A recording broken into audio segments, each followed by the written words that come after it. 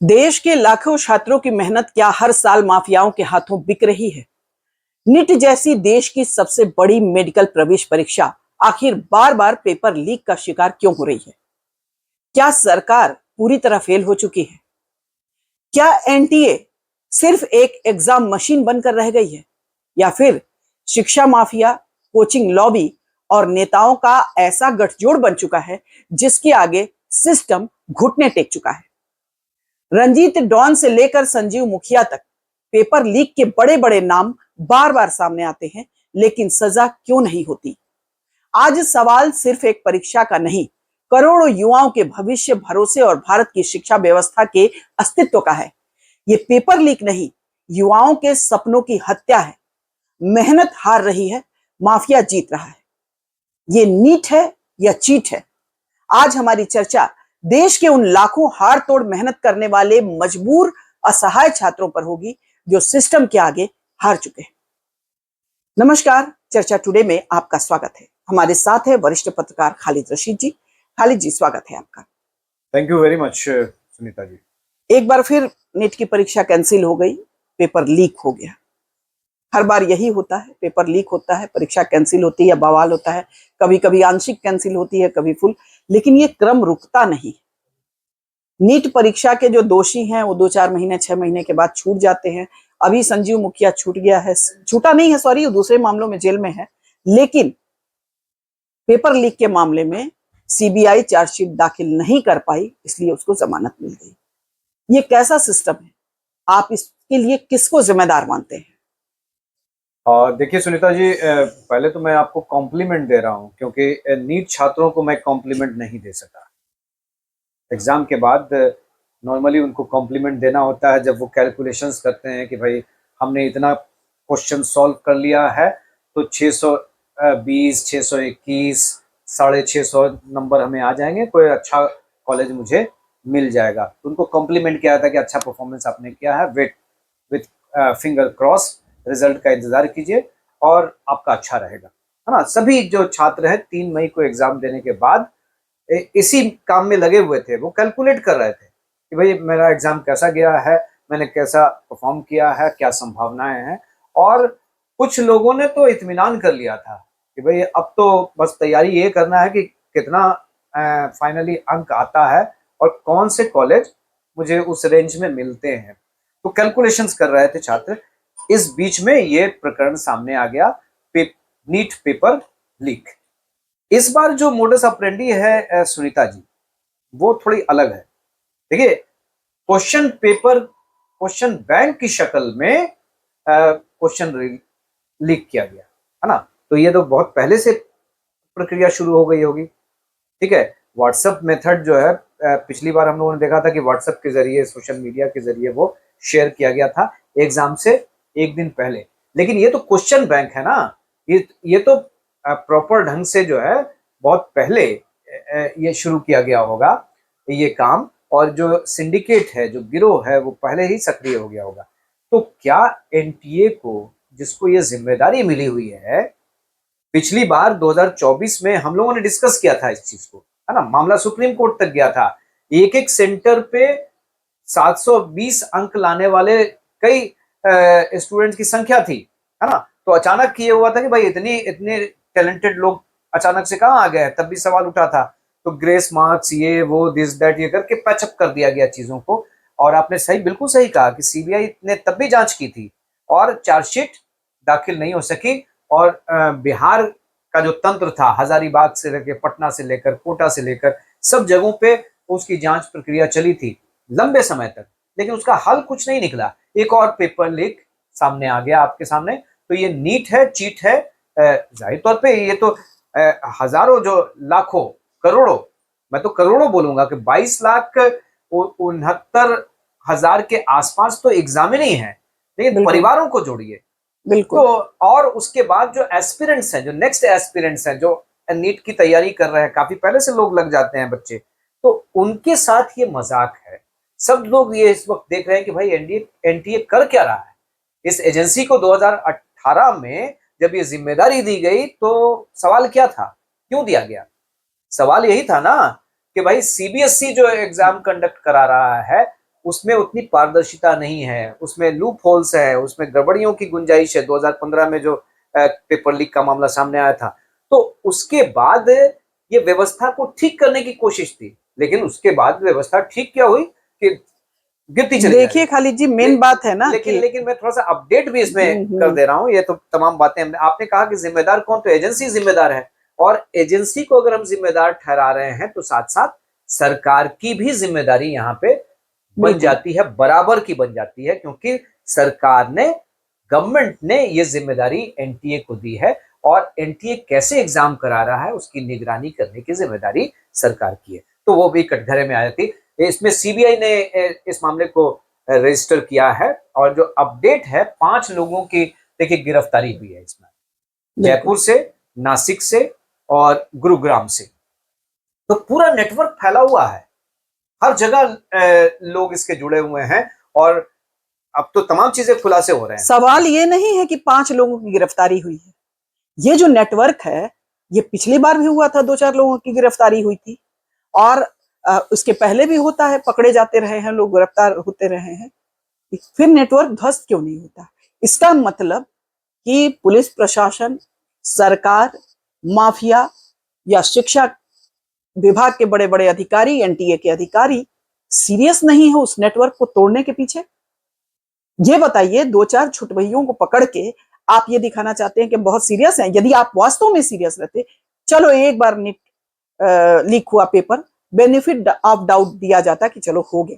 ये बार बार हो रहा है और आप पकड़ नहीं पा रहे हैं, आप लोग सिस्टम, ये आप इसको एनटीए के का दोष मानते हैं, हम पूरे सिस्टम का दोष मानते हैं, सरकार का दोष मानते हैं, और शिक्षा मंत्री को तुरंत इस्तीफा देना चाहिए। इस तरह की शर्मा, ये बार बार हो रहा है, राज्यों में हो रहा है, सेंट्रल के एग्जाम में हो रहा है, राज्यों के एग्जाम में हो रहा है, सिपाही बहाली में पेपर लीक, तो कभी कहीं पेपर लीक, तो कभी किसी एग्जाम में पेपर लीक। ये धंधा है, और पूरा नेटवर्क फैला हुआ है, पूरा जाल फैला हुआ है, और आप रोक नहीं पा रहे हैं। ये सिस्टम की विफलता है, ये पूरी तरह से विफलता है सरकार की, सिस्टम की। ये मजाक नहीं है कि बच्चों के साथ इस तरह का हो।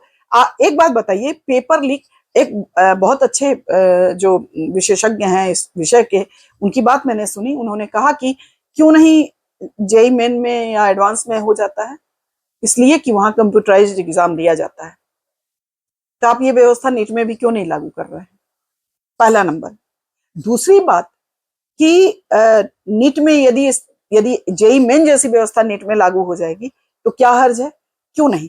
कारण ये है खालिद जी कि जेईई मेन और एडवांस के लिए उतना पैसा देने वाले लोग नहीं मिलेंगे।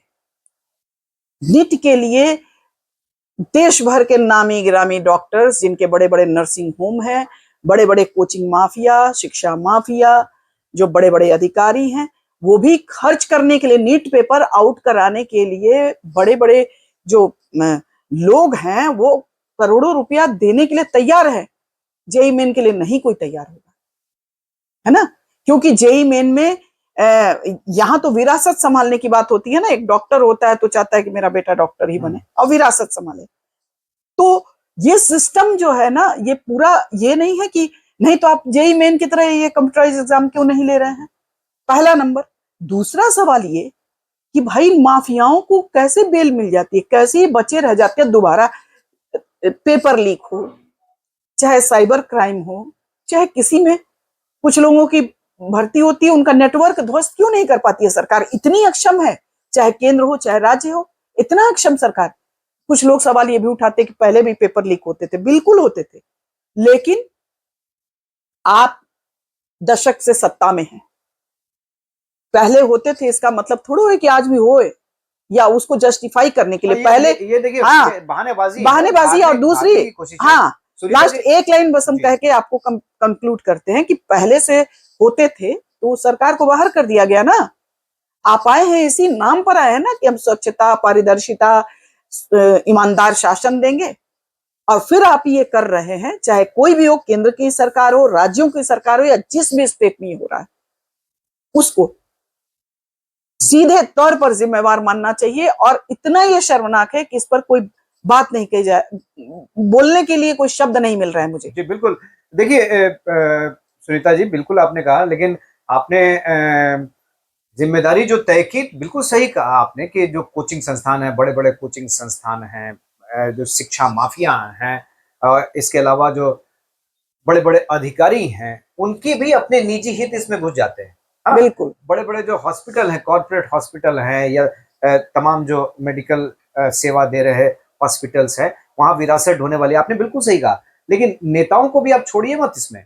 बिल्कुल जो जो भाई, नेता और इंडिविजुअल जो लीडर्स हैं, वो भी अपने हितों को लेकर इसमें कहीं ना कहीं इन्वॉल्व हैं और इन चीजों को बढ़ावा देते हैं। शायद यही कारण है कि पिछली बार भी जो है जांच वो एक मुकाम तक नहीं पहुंची, है ना। उससे पहले भी जो जांच हुई पेपर लीक की, तो मुकाम पे नहीं पहुंची।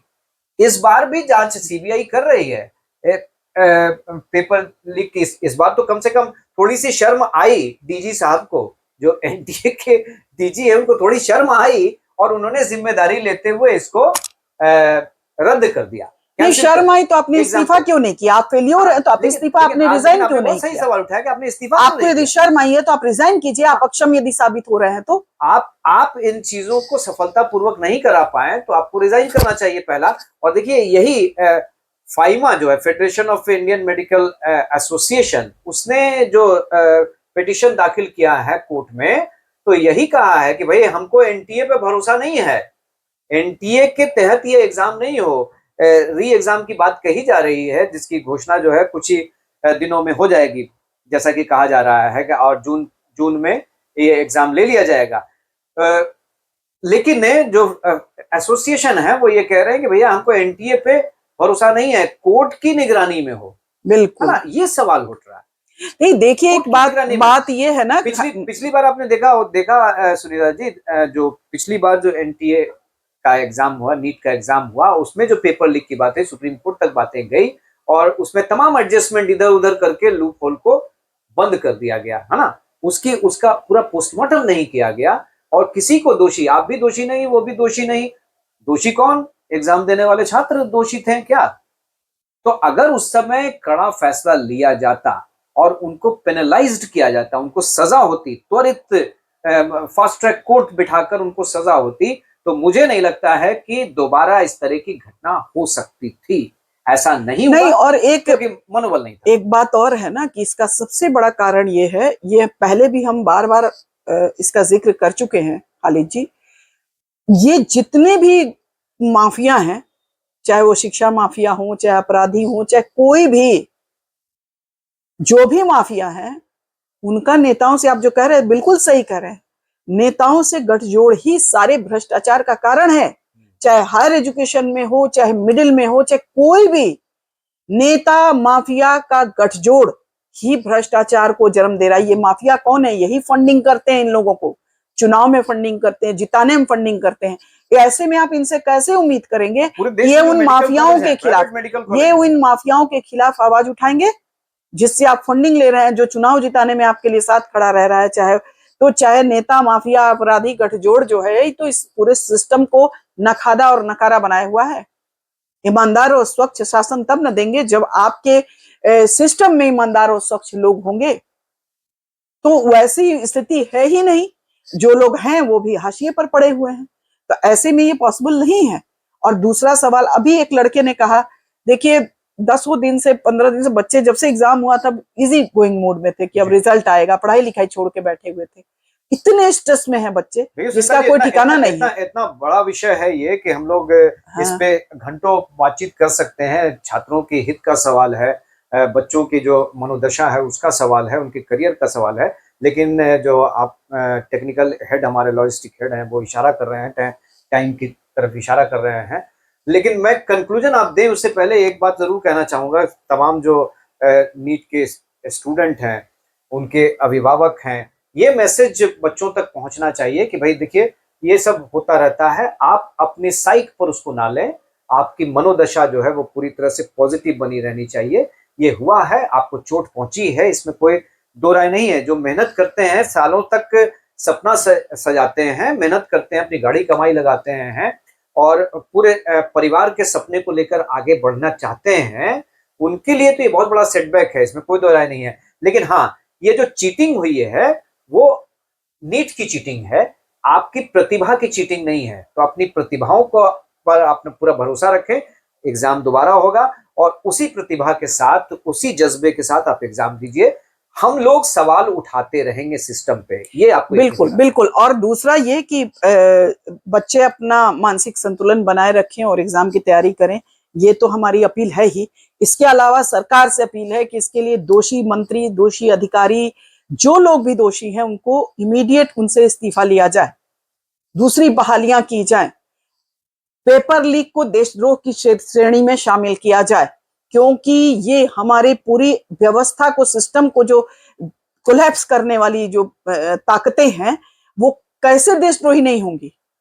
एक बस क्योंकि इन बच्चों पर ही हमारा पूरा देश का भविष्य टिका है। यदि उनके भविष्य के साथ खिलवाड़ किया जा रहा है तो ऐसे लोगों को देशद्रोही घोषित करके और देशद्रोह की सजा सुनानी चाहिए, नहीं तो ये 2-4 महीने 6 महीने में इसी तरह निकल के अपना नेटवर्क चलाते रहेंगे। एक चीज ऐड कर दीजिए कि जो गवर्निंग बॉडी है इसकी, एनटीए की, वो पूरी की पूरी बदली जानी चाहिए। बिल्कुल बिल्कुल बिल्कुल खालिद जी। तो चलिए हम लोग अपनी चर्चा को यहीं विराम देते हैं।